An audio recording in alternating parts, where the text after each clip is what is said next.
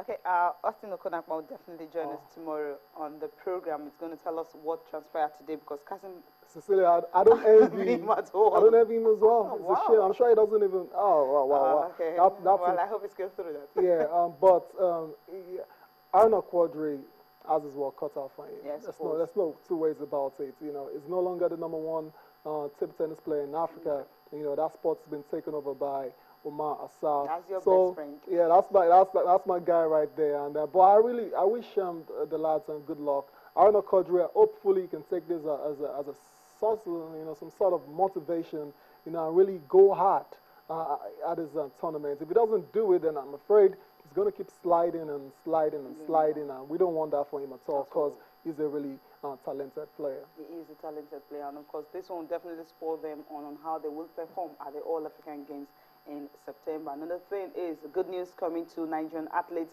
We heard the news that world money has been released to the National Sports Commission. Of course, they will be able to now use the money to, prepare very well for the tournaments that start in September, and this is 21st of July. Later today, we should be able to know the breakdown of the money. According to DG Al-Hassan Yakmonte, he said that they will definitely give the breakdown for all Nigerians to see how much the money is and how they'll be able to go about spending that money. Okay, Tarisalam, thank you for joining me on the segment. Yeah, but I'm always there, Cecilia, so I don't know why you're thanking me. Okay. Well, Chinase Boyen will be joining me on the second part of the show. But before that, why Sepp Blatter was trying to have the first press conference, he was actually embarrassed a little bit. And what was that? A comedian came in and was actually spraying money on him. It wasn't really a good sight at all. Let's just see that picture. 2026. Excuse me? Thank you very much. Sorry, Security, this is starting, we're starting a press conference. Where is my security? Come on. Come on. Come on. Come on. It makes sense for everyone. Here we go, Seth. That's everyone. Thank you. Here's Seth. It's all there. Thank you. Ladies and gentlemen, we have to clean here first. Otherwise, I will not be able to speak to you, ladies and gentlemen, when we speak about football. This has nothing to do with football. I'll be back in a few minutes. Thank you. Okay, well, he wasn't really happy about that. That it was really embarrassing, when you have a comedian just walking into press conference spraying him money. Now, talking about FIFA and, of course, talking about the elections, it's going to be February 26th, and according to Sepp Blatter, you're going to be having a new young president. The emphasis was on the young president. That was what he said yesterday at that press conference. Chinasia, what do you think about the conference yesterday and, of course, the splashing of money on Sepp Blatter? Well, the guy actually made it rain on Sepp Blatter, the way the rappers will talk about, and he wasn't happy. The guy was trying to prove a point, the fact that FIFA have been shrouded in lots of controversy, especially when it comes to finances. And he was making a joke. He said this is for North Korea 2026. Just trying to buttress his point that that's what they're all about. They're all about the money. But his point was made. Sepp Blatter quickly cleared that aside and started talking about what he was actually there for. That is the new date for the new FIFA elections and possible candidates and whatever. So I think Sepp Blatter will step down after this. This is really embarrassing. It's really embarrassing. This is not fun anymore. And just like Sepp Blatter said, this is not football. This is something different. Yeah, of course.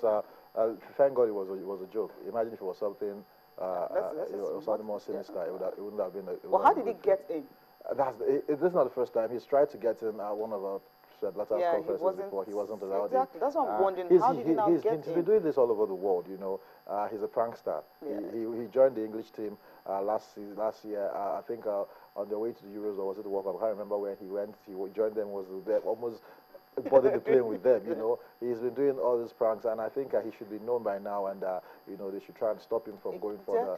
Doing thank God it was just light. It was light-hearted. It wasn't something worse than what he did. But away from that, like we talked about, Sepp Blatter moving on. FIFA, the reforms have to be made. Sepp Blatter has to leave. We hear that 4 confederations actually backing that man, Platini. to run for the next elections. But I didn't hear about the African Confederation joining. No, I heard they the said Asians, the CONCACAF region, Europe, of course, and I think Caribbeans. So definitely North and South America too. But Africa is stuck on Blatter, and you know, you won't blame the Africans because of Blatter was very inclusive of everything African. No matter how small a country is, he makes sure that they are part of it. Now, quickly, let's just listen to Pedro Pinto. He's a spokesperson for Michel Platini. He says he's really flattered by people actually telling him to contest. But when is he going to really tell everyone he will be contesting? I think they had 26th of this month to actually make that decision. But we're hearing that it's going to be in 2 weeks. Let's listen to Pedro Pinto. The UEFA president is very pleased to be in his current position as leader of European football's governing body. He has been pleased to hear a lot of words of support from some of the world's leading football decision makers, and that has not gone unnoticed. So he will have to make a decision regarding what his next steps are. He's not ready to make that decision now, but he has been impressed by the fact that many people could see him as a possible successor. He has had a lot of positive conversations here in Zurich. Again, he has been very, very pleased to hear a lot of support from some of the most important men in world football, and of course that means a lot to him. Of course, the fact that people are asking him to run means a lot to him as well. It's something he will have to decide. It's a big decision for him. He loves UEFA. He loves being associated with European football's governing body, all the competitions, all the football. So it's a big decision that he'll have to make soon. We'll just put our hands and wait. After Michel Platini, who are other guys that you feel can, fit into the shoes of Sepp Blatter? Well, now we've not heard any other thing, but of course I expect the likes of Van Praag to maybe to step in. Of course, the Asian, the Prince Ali, to step forward. Maybe the guys that actually wanted to contest the last time, and Louis Figo and some other Jerome Champagne and Jerome Champagne, definitely. But I see it going to Europe again, and if Platini comes out, he will be a very strong candidate, and I'm not looking further than him. Okay. Now, quickly, we'll talk golf, St. Andrews. Of course, the Open. Well, Zach Johnson, I wasn't expecting him to actually win it. My favorite was actually Paul John because of the way he actually performed on Sunday night. By the end of the day, well, it was just Zach Johnson who had to take that. Well, Paul Dunn, an amateur. Well, the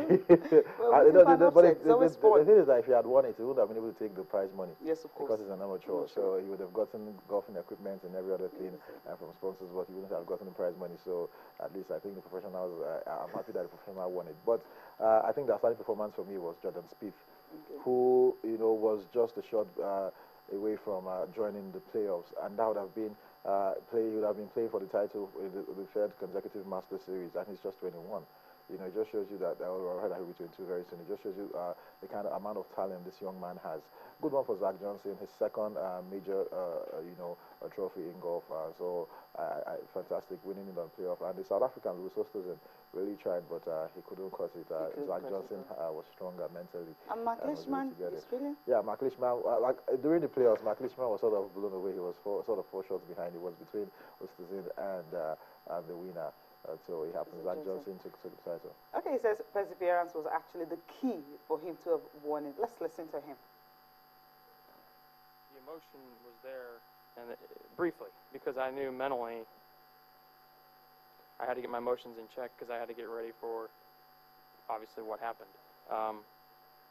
Clearly, I guess I could have won it in 72 holes, and I could have lost in 72 holes. So, I'm just trying to stay, in the moment, and at that point get to the range and just warm up and see where things go. I mean, I didn't have any expectations.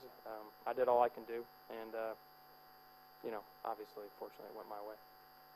I played really solid and put myself in a position to make birdies and make a run. I knew the guys in front of me, like you said, those names, they're well accomplished, they're champions, they're not going to back down. I mean, I clearly had to be somewhat aggressive early on in the day because those outward holes are the ones you got to kind of take advantage of. He is a happy man. Okay, before we wrap up the show, quickly we'll just look at the papers, starting with Complete Sport this morning. And the big headline is, Olise set for Jordan Ibe's talks. He is with Liverpool, of course. I think he's actually taking it a step further because he said only those playing in the top flight will play for the Super Eagles. And Leroy says, my boys were lucky. And the coach commends marginal loss. Iheanacho fit for City versus Roma clash. And Bayern secure 37 million euros Vida's deal. Now that is a coup.